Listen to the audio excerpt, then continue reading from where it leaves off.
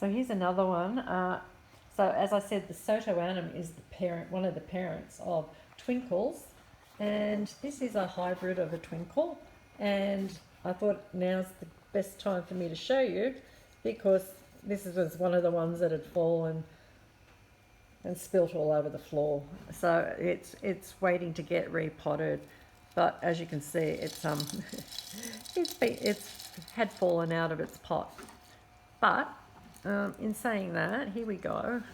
This is a good example. So, okay, so these are old pseudo bulbs. The leaves were looking, a bit cruddy, so I cut them off and I keep the green pseudo bulbs. As I said, they act as a store of energy, also of moisture. So it's got quite a few old ones. So 1, 2, 3 old ones. You can see the root system. It's fibrous. It just forms a mass of roots.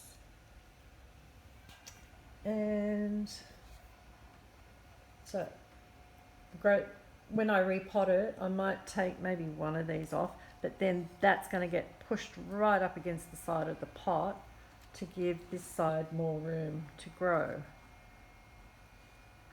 So that was last year's growth. They start off being like a plat, and then they plump up and they form a pseudo bulb. So last year's growth, and it did flower. Normally the Twinkles, they're good flowering. They flower every year. So you can sort of see there's the old flower spike. They flower in autumn. They smell like bubblegum. So that was last year's, and then here we've got new growth.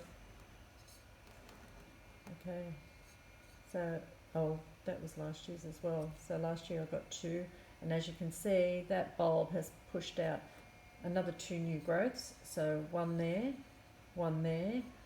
and so that's how they start. They start like that. When they're new, it's best not to get moisture in them.